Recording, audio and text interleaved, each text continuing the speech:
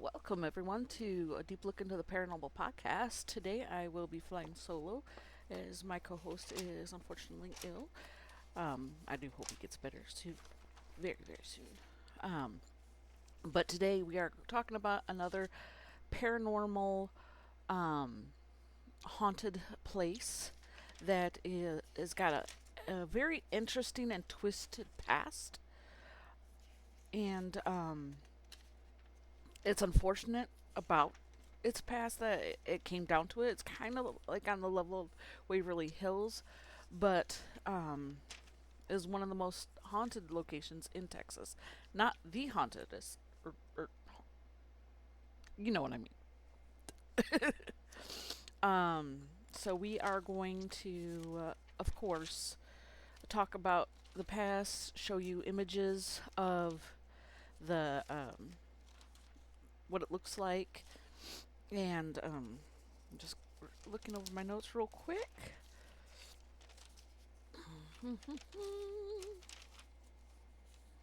Okay, there we go. Episode 7. Woo. Isn't that exciting? Um, to let you guys know, Yorktown Memorial was meant to be a place of healing. It was, m-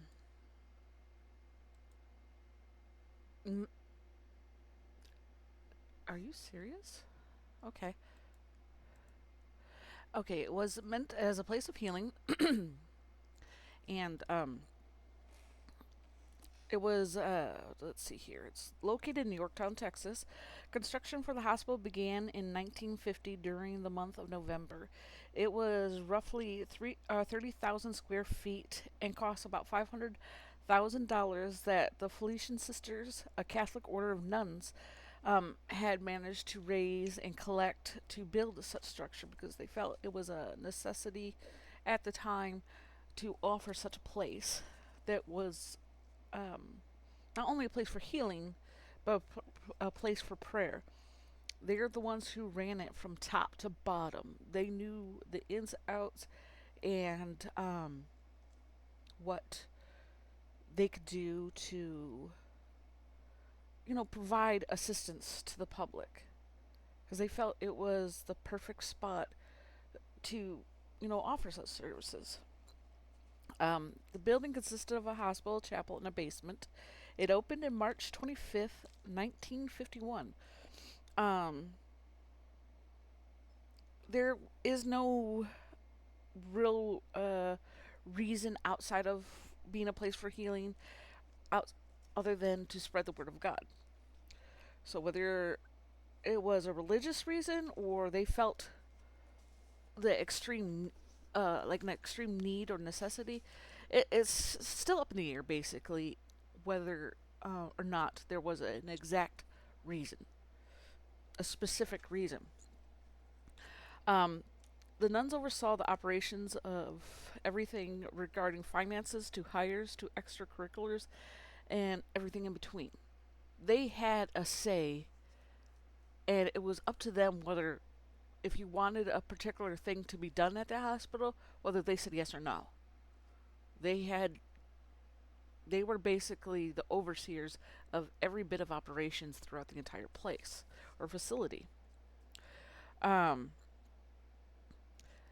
this led to a rumor that they were not only in for the helping, for the assistance, for to basically provide healing, but they may have been power hungry. They they were very specific and adamant about how things were run.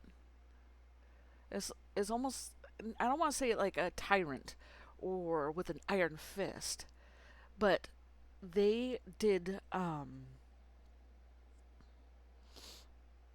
operate it under um, strict ideals, um, with a strict demeanor, and they did not like a lot of noise. So if you were raising your voice or being loud or disruptive, they would either have you removed or they would discipline you. I'm not talking about just a crack over your hands with a ruler.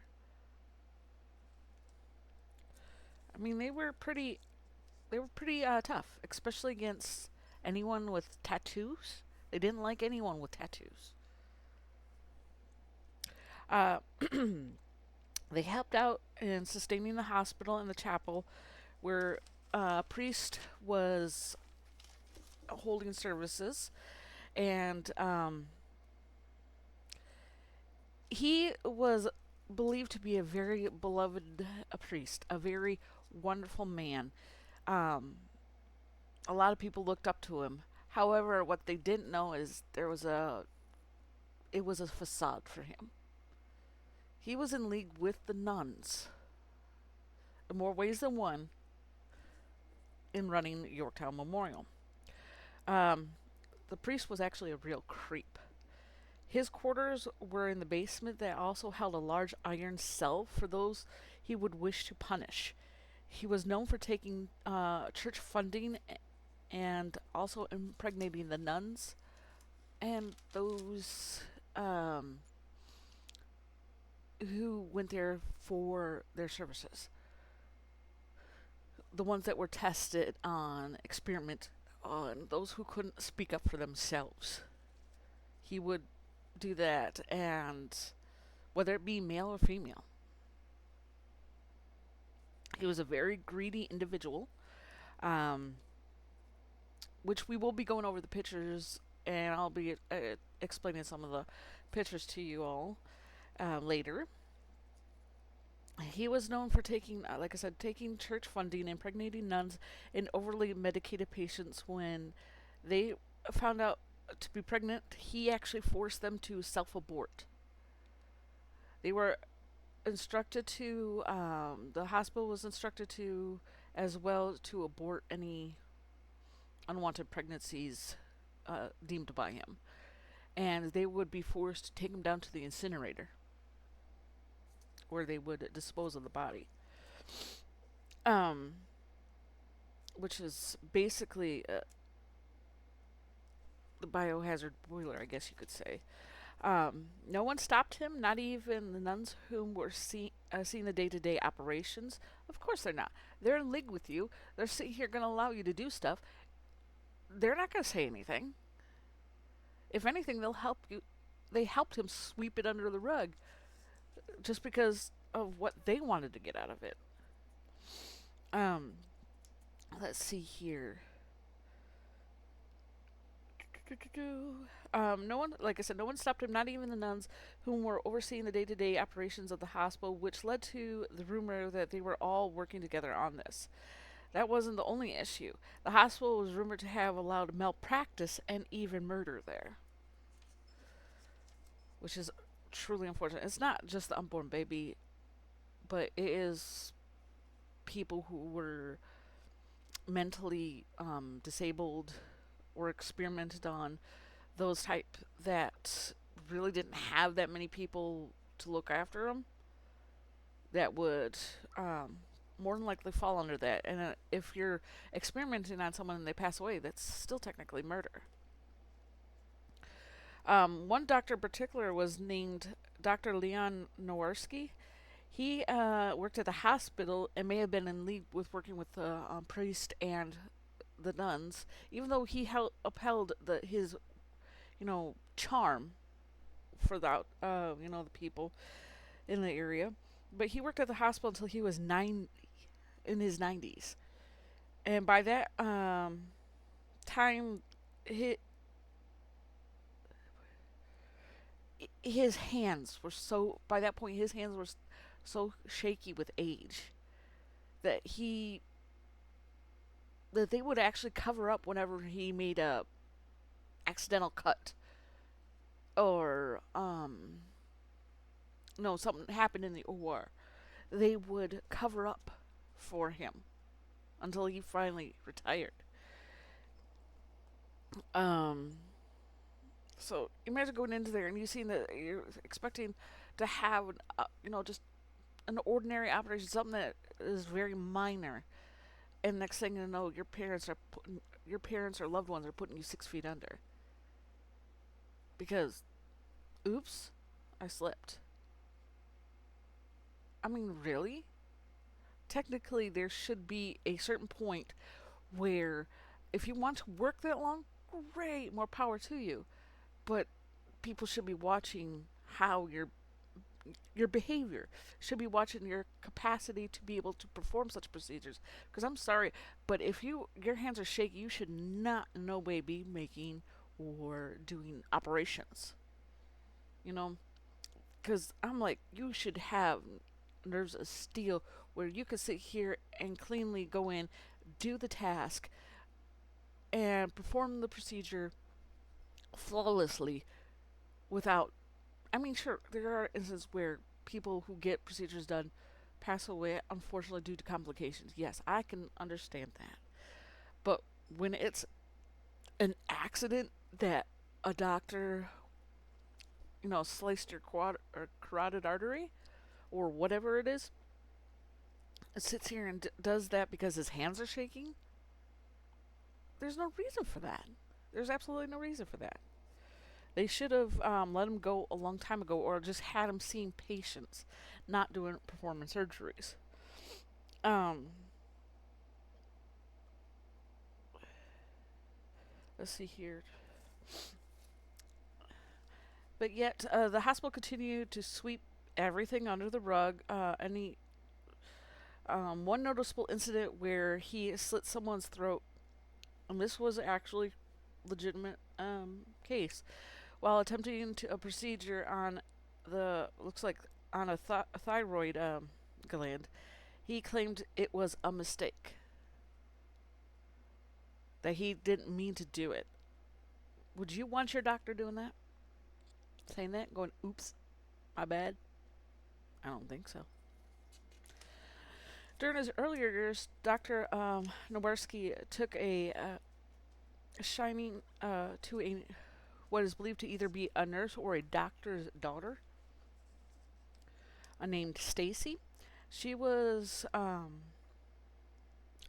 supposedly adorable little girl, or maybe even a young teen at the time. And he would buy her things like presents, teddy bears, toys, books. I mean, she was just adored by him. He had this kind of, I don't want to say creepy kind of vibe to him, but it just seemed he doted on her a bit too much. I'm sorry, but if I was it, I'd be like, okay, how about thank you, but no thank you, sir. Like, can you back away from my daughter? I understand that in the past people didn't have a lot of support or daycares or what have you. I can get that, but this guy, it just seemed to be favoring her a little bit too much, or showing her too much affection. If you can understand what I'm saying, it just seems that way. Um, Apparently, supposedly, her favorite book was The Pokey Little Puppy, but she it's not confirmed whether that is legitimate, which would make me believe that she was a little girl instead of a younger teen. Um, she did end up dying at the hospital, unfortunately. Not by his hand though. Um, some claim that she was 8. Others state she may have been a young teen. Her death is even a mystery to this day on what actually happened, whether it was just she got sick and died, or something else. Um, there's been a lot of theories based on it, or not based on it, surrounding it. There we go. There's even a rumor that someone dug up Dr. Nowarski's grave out of anger after he passed away finally, and defecated on it out of spite because he was that upset with the doctor over what happened to their loved one. Um, the hospital itself was reported to have over 2,000 deaths, 500 alone in 1 year. That's a lot of people dying. The types of haunts that are actually within the facility itself are shadow figures wandering the halls, unexplained sensations like touching and feeling your hair being tugged on, or clothes. Um, Feeling someone is there but not. You turn around, you could have sworn up and down that someone was behind you, but there was no one there. Um, Full body apparitions, which means you're like having a conversation with somebody and you're talking to them. You spend a good, like, say, 20, 30 minutes just talking to them about um, how your day went or what you think of the place. And then you turn around to address someone's question, and then you look back and they're not there. You, but you swear up and down you saw every fine detail of their person. Let's see, crawlers, which are like shadow figures, in a sense that, but they have a little bit of shape, not defined shape, but a little bit of shape that makes it look like they're crawling up the wall and the ceiling. Fo- uh, there's footsteps, disembodied voices. There is the nuns have been noticeably active throughout the place, especially in their quarters. They didn't allow anyone up in their quarters. It was forbidden to go up there to disturb them. They still find males and people with tattoos offensive, so much so that they scratch, slap, and punch visitors. There have been documented cases of people walking away with their eyes swelled shut because they got socked by one of these nurses, these entities. Their scratches. I mean, it's pretty intense at Yorktown. The priest have been known to stalk the chapel and basement, giving off really bad vibes to the point of almost being on a demonic level. Like you feel like there is a beast or something breathing on you, or behind you, just watching you and stalking you. Um, there has even been a reported case where investigators went to the Yorktown Memorial, and in the chapel, they got the priest to admit that he did it all for greed. Um, a few lingering souls of, just patients that have been through the holes. Um, a young man, TJ, was found in the boiler room. Um, there's a lot of dark entities in the boiler room, and it has been proven on a couple of occasions to be a demonic hotspot. If you don't believe in a god or heaven or hell, um, it has been said that this place will make you believe or pray to whatever god you believe in. It's even said that Dr. Nowarski still wanders the halls, as well as Stacy. Um, you can also visit them and get a guided tour and or investigate the place yourself. But you have to contact the owners, and you can just go to yorktownmemorial.com, I believe it is, and you know get everything set up through them. They use the money and funding to do repairs to the place, so it leaves it open to investigators. However, the building is far worse off than Waverly Hills. It is in uh, dire straits. It is pretty bad. Let's see here.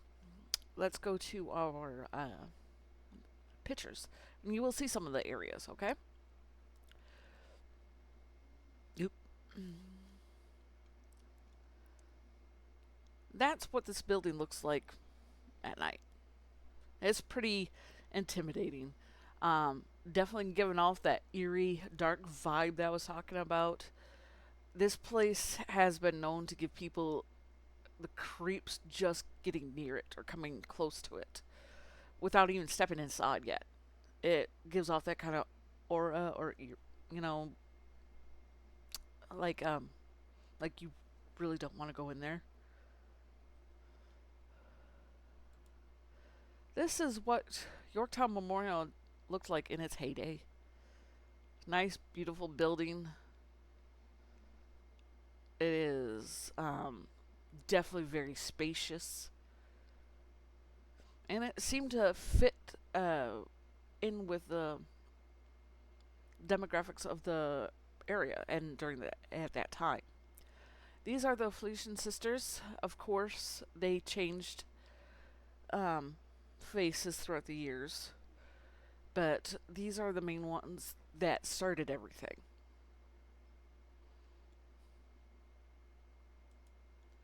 This is the priest.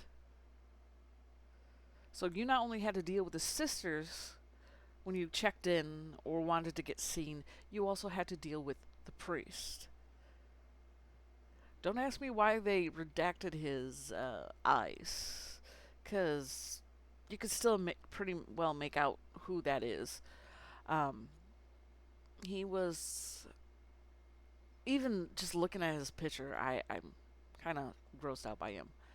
He looks like a creep, and literally was a creep. This is a chapel during the daylight hours. It actually looks pretty homely, not nice, nothing too um, not it doesn't it's not too grand, but it has that presence of grandeur. And of course, there still is a casket laying right there.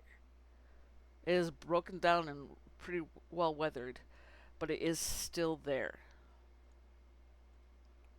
But people would attend church here, go to mass here, and no, there's nobody in there. Don't worry, there's nobody in there. But they would go here and do their tithings and just pray to their God, or to God actually, and he would pocket a good majority of that money for himself, and then the rest would go to the sisters who would use it for the hospital.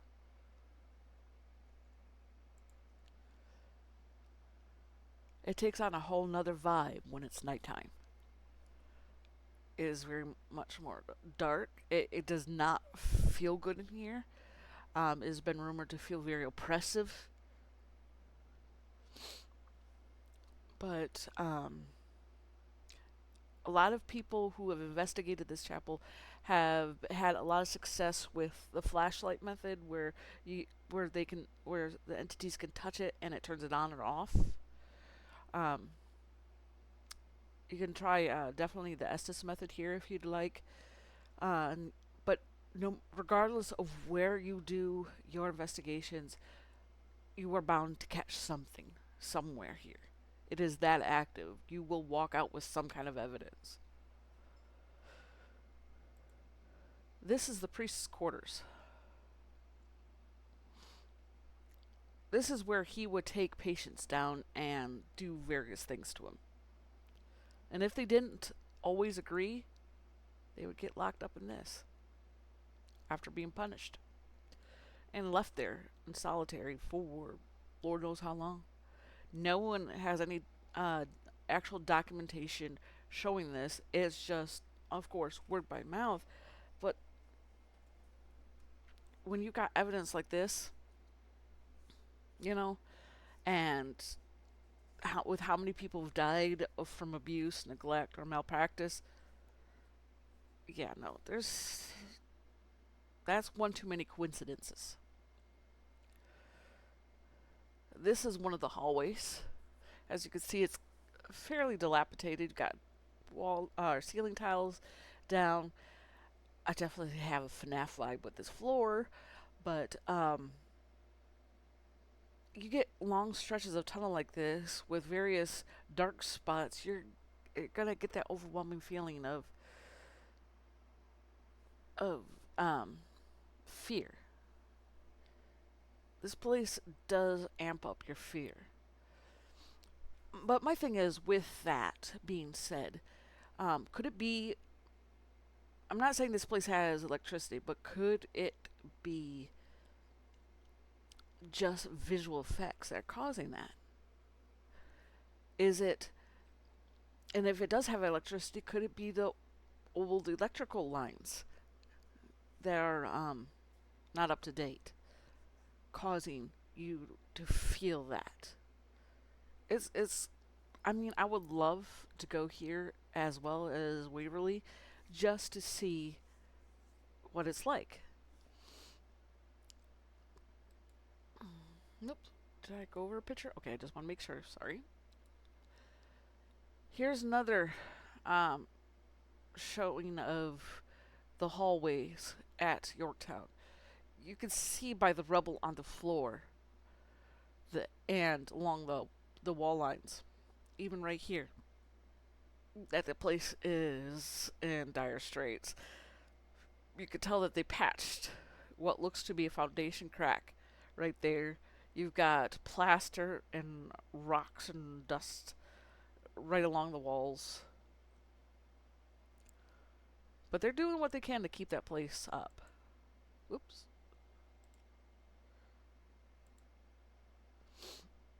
Here is another hallway. As you can see, the ceilings already start to come down here.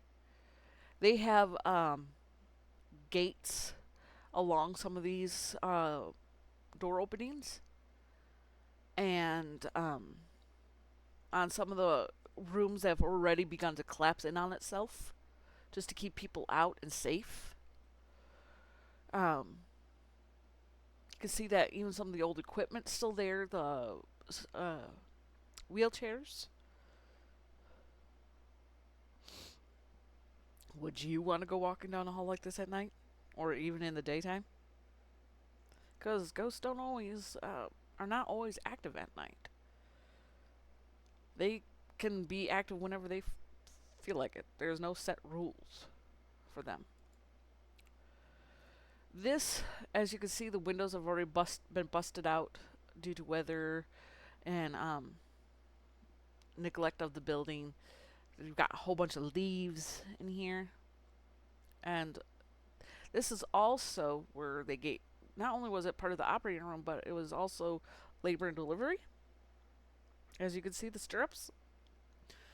And a lot of times that people went in here, not a lot of people made it out alive, especially babies.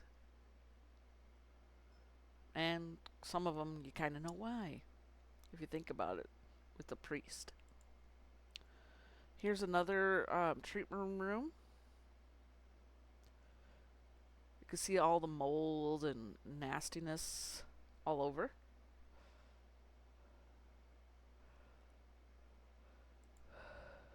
This room would have been one of the smaller children's rooms. People over the years, as you could see, have left toys, stuffed animals, and various things because there are some children's spirits there who enjoy playing.